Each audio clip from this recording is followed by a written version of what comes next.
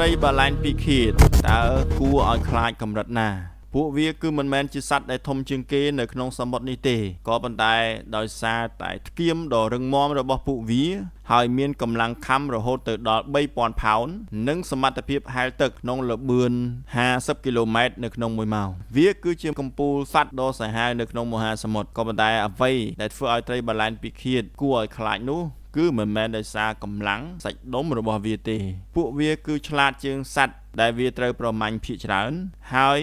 វាក៏ប្រហែលជាសត្វដែលឆ្លាតជាងអ្វីដែលអ្នកទាំងអស់គ្នាគិតដល់ទៅទៀតនៅពេលប្រមាញ់ត្រីបាឡែនពីខៀតនេះគឺមិនត្រឹមតែពឹងផ្អែកទៅលើកម្លាំងបាយប៉ុណ្ណោះទេក៏ប៉ុន្តែពួកវាក៏មានរៀបចំនូវយុទ្ធសាស្ត្រនៅក្នុងការប្រមាញ់និងប្រតិបត្តិដូចជាក្រុមយោធាដែលមានសញ្ញាបត្របណ្ឌិតតើអ្នកទាំងអស់គ្នាឃើញភេមួយក្បាលនេះវាកំពុងតែលាក់ខ្លួននៅលើដុំទឹកកកទេនេះគឺជាការចាប់ផ្ដើមនៅការប្រមាញ់របស់ក្រុមត្រីបាឡែនពីខៀតហើយវាតម្រង់ជួរគ្នាមកពីចម្ងាយប្រហែលជា10ម៉ែត្របន្ទាប់មកពួកវាក៏វាយប្រហារទៅមុខក្នុងល្បឿនយ៉ាងលឿននៅពេលដែលពួកវាទៅដល់ក្បែរដុំទឹកកកពួកវាក៏វាយកន្ទុយរបស់ពួកវាបង្កើតជារលកធំដើម្បីបំបែកនិងផ្អៀងទឹកកកនៅខាងក្រោមភេដែលធ្វើឲ្យភេទឹកនេះភ័យខ្លាចយ៉ាងខ្លាំងទឹកកកដែលកំពុងតែអណ្ដែតនេះគឺជាក្តីសង្ឃឹមចុងក្រោយរបស់ភេដែលបានបែកខ្សាច់ខ្សាយដូចជាចំបើងបន្ទាប់មកត្រីបាឡែនពីខៀតក៏បានបង្កើតរលកមួយហើយមួយទៀតដោយព្យាយាម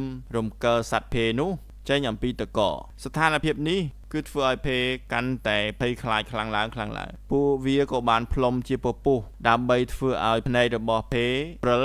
និងធ្វើឲ្យវាពង្វេងទិសដៅហើយនៅទីបញ្ចប់គឺគ្មានកន្លែងណាដែលភេអាចរត់រួចទៀតទេភេនឹងក្លាយទៅជាសាច់ត្រីសាម៉ុងដ៏ស្រស់សម្រាប់អាហារពេលល្ងាចរបស់ពួកវានេះគឺមិនមែនត្រឹមតែវាប្រមាញ់ភេប៉ុណ្ណោះទេសូម្បីតែត្រីឆ្លាមផ្សោតត្រីបាឡែនខៀវយក្សក៏នឹងក្លាយទៅជាគោលដៅនៅក្នុងការវាយប្រហាររបស់ពួកវាដែរដូច្នេះហើយដោយសារតែអំណាចដែលគួរឲ្យខ្លាចបែបនេះហើយថាតើអ្នកទាំងអស់គ្នាដឹងទេមានសត្វណាដែលជាសត្រូវធម្មជាតិរបស់ត្រីបាឡែនពីខៀត